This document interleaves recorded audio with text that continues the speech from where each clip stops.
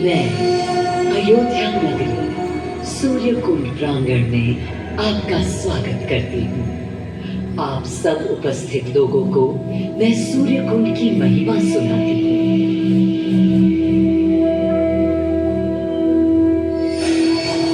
भारत की मिट्टी अनेकों दिव्य आत्माओं की जन्मस्थली है, पर आज मैं आपको कथा सुनाऊंगी भगवान विष्णु के उस अवतार की, जिनके अवतरण से मैं पावन हो गई सदा सदा के लिए। माँ कौशल्या की गोद में जन्म लिया मर्यादा पुरुषोत्तम श्री राम ने अधर्म के नाश के लिए, धर्म की विजय के लिए।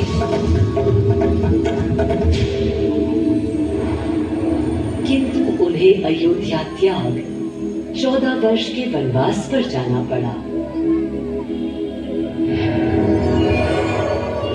पुनः वो घड़ी आई जब सीता माता के साथ उनका पुनः आगमन अयोध्या में हुआ। हर्ष था चहुओर और उल्लास था हर दिशा में। वो घड़ी बस आने को थी जिसकी प्रतीक्षा में मैं विद्वल थी, जाने कब से। प्रभु राम का राज्याभिषेक बस होने को था, हर कहीं उत्सव था, पर इस उल्लास पर दुविधा की कालिमा छा रही थी। श्री राम प्रसन्न नहीं थे। राज्याभिषेक का कोई उत्साह उनके चेहरे पर नहीं था। उन्हें राज्य का लोभ नहीं था, सिर्फ अपनी प्रजा की चिंता थी।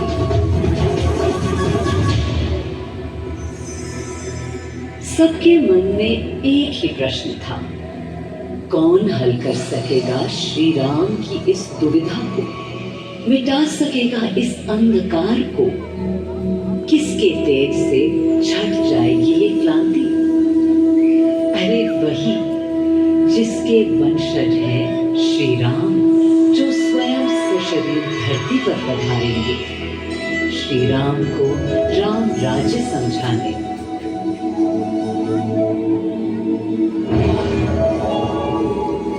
ये गाथा उस शक्ति पुंज की है जो पृथ्वी पर जीवन और सृष्टि का केंद्र था, है और रहेगा। वो अखंड शक्ति स्रोत जो दिशा दिखाता है सदा अनवरत, जिसने श्री राम का मान प्रशस्त किया, आदि नारायण सूर्यदेव। अयोध्या वासियों को भी प्रभु श्री राम की इस दुविधा का आभास होने लगा था।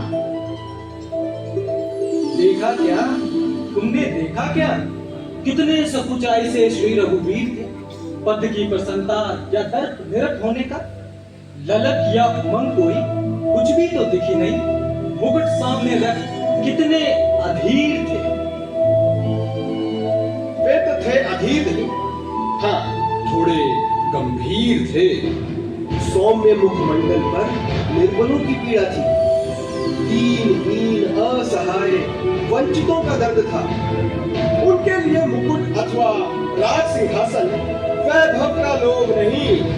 अब कैसे सुखी दिखे जब तक सुखी सारे लोग नहीं। तब दिशा निर्देशन के लिए श्री राम ने स्वयं सूर्यदेव का स्मरण किया। श्री राम सूर्यदेव का आह्वान करने लगे। क्लांत मन से उन्होंने अपने पितामह को याद किया। मन असमंजस में था उनका। कर्तव्य की सही दिशा उन्हें सूझ नहीं रही थी। क्या उचित है प्रजा के लिए, उनके लिए, वंश के लिए, धर्म के लिए, शांति के लिए। इसी परामर्श के लिए अंतर्मन से उन्होंने सूर्यदेव को पुकारा।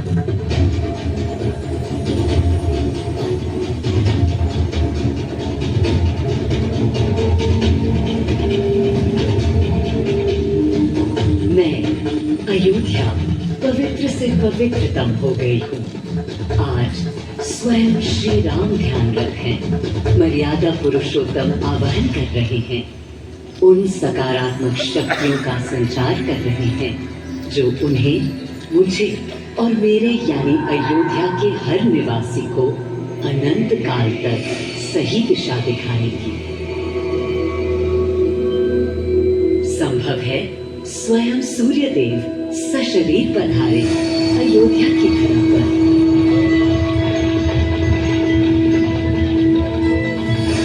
और देखो, श्री सूर्यदेव आने को हैं।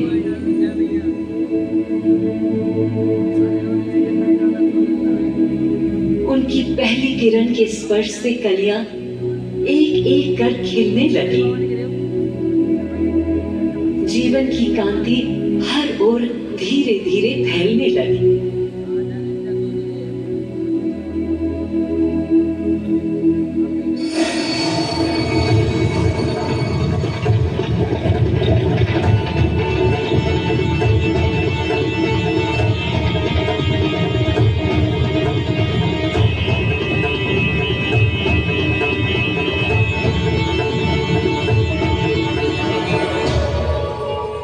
कितना अनोखा दिन है।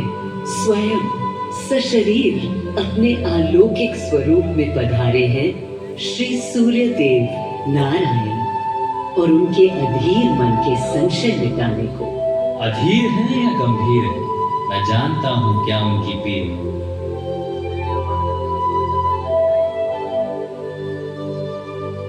माँ कौशल्या को प्रणाम। कहाँ है राम? अरे भूलूं ये बात कि कौन बड़ा है। आज्ञा हो तो आपके चरण छू लूं। अरे नहीं नहीं, ये क्या करते हैं आदि पुरुष? ऐसा अनुग्रह सर्वथा अनुचित है। राम वंशज हैं आपके, क्यों पाप का भागीदारी बनाते हैं पितामह? पितामह पितामह होंगे हम ब्रह्मलोक, अब धरती पर जनलोक में आ गए हैं।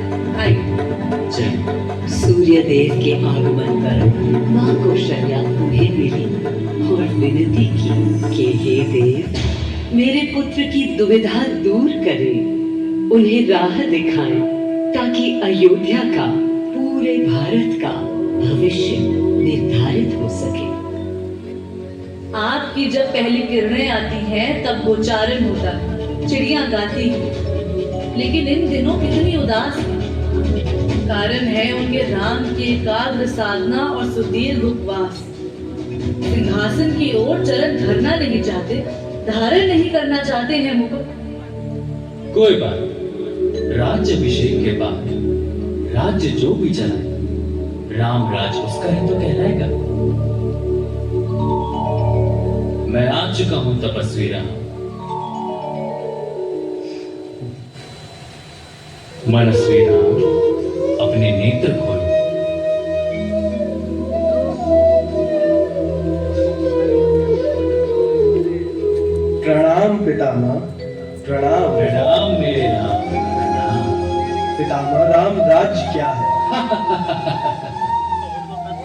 राम स्वयं पूछ रहे हैं कि राम राज्य क्या है। पुनर्तः नया प्रश्न है। अभी तो आप कह रहे थे जो भी मैं चलाएगा। कह रहा था कि राम राज्य में राम के लिए भी विधान होंगे। आदिदेव, कुछ अनुमान तो मुझे हैं, लेकिन अब आप बताइए क्या विधान है।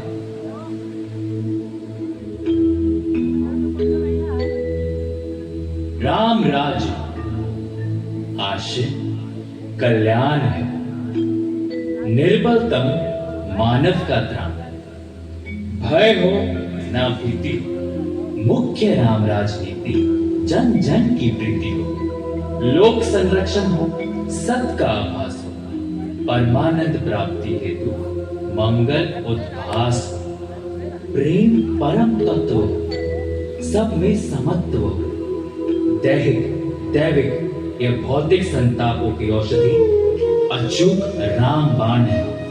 राम राज्य आशय कल्याण है, निर्बलतम मानव का त्राण है, प्रमोदित अपंतव हो, आस्था का घनत्व हो, वैभव विशाल, वेग करे वर्षा और सदा ही सुकाल, दिशाएं सब मस्त हो, जनपद ये स्वस्थ हो, उपद्रव ना ही और ना कोई आतंक हो, कोई नहीं रंग हो, सुख ही सुख, कल्याण।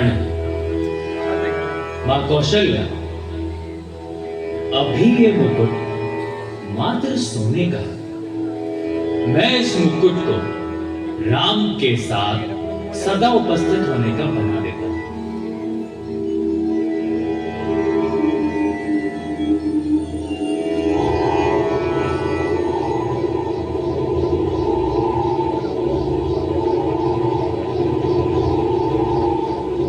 स्वयं सूर्यदेव ने मेरी यानी अयोध्या की धरती पर श्री राम को राम राज्य का वर्णन सुनाया, उसका आधार रखा और उनके मुकुट को अपनी रश्मियों से आशीर्वाद दिया। श्री राम के नेतृत्व में हर ओर खुशहाली, प्रेम, शांति और संयम फैला।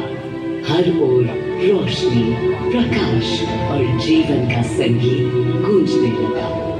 राम राज्य का पथ दर्शाकर चल दिए सूर्यदेव पुनः अपने लोग, ताकि अनंत काल तक अयोध्या ही नहीं पूरा विश्व उस शक्ति का संचार अनुभव कर सके। हर दिशा खिल उठी श्री राम के राम राज्य से।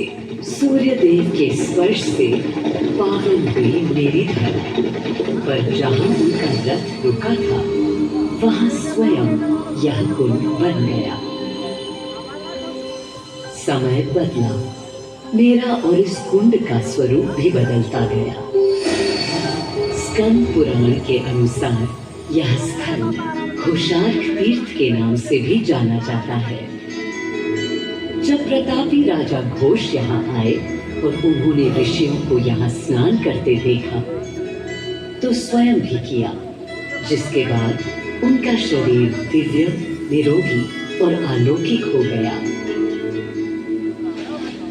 और इसी कुंड के जल से उनकी काया भी कांतिमय हो गई। यहाँ की गई उनकी घोर तपस्या का तेज आज भी अनुभव किया जा सकता है। दिन बीते, साल बीते और फिर अनेकों सदियों के बाद राजा दर्शन से यहाँ आए। यही तपस्या करने के बाद उन्होंने यहाँ सूर्य मंदिर, कुंड और चारों ओर घाट का निर्माण कराया, जिससे यहाँ की प्रजा भी इस अलौकिक कुंड का लाभ उठा सके। सूर्यदेव के महात्म्य से मैं अयोध्या और तेजमय हो गई, और इसका प्रमाण इस सूर्य कुंड और समीप स्थित गरिमामय सूर्य मंदिर से स्थापित हो जाता है।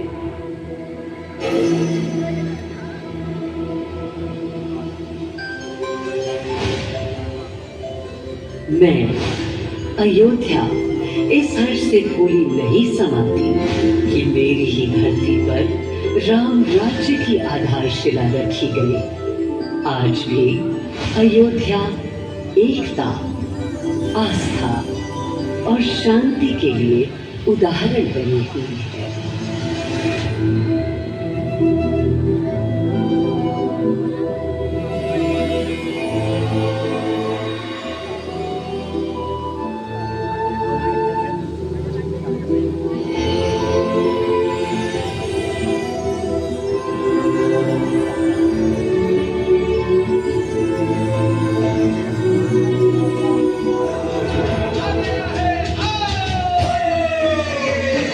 मिलकर सारे झूमो नाचो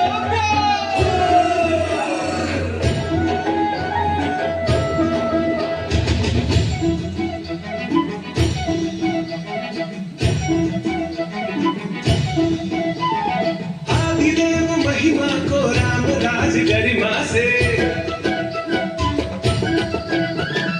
आदिदेव महिमा को राम राज गरिमा से अपना लो चितलाय अपना लो चितलाय देव महिमा को राम राज गरिमा से अपना लो चितलाय अपना लो चितलाय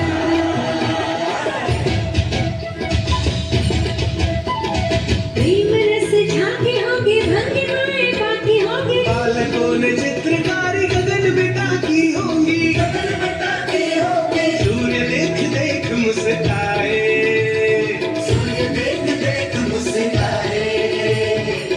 अपना लो चितलाय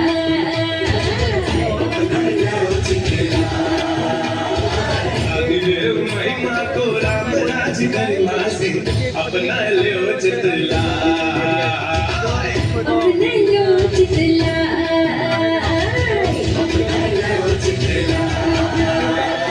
बोल सियावर रामचंद्र की जय।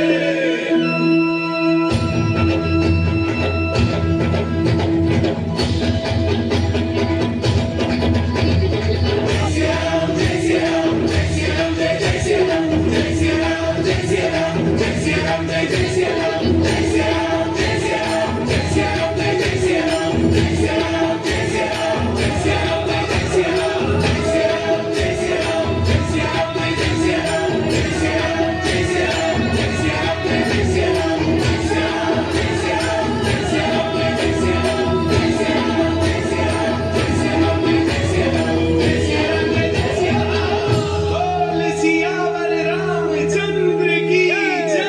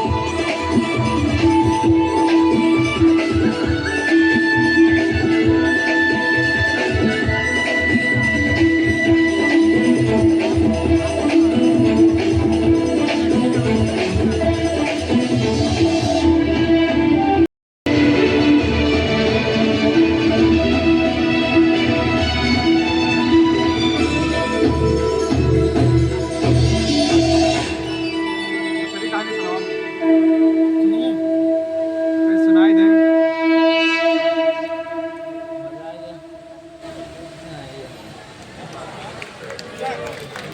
भैया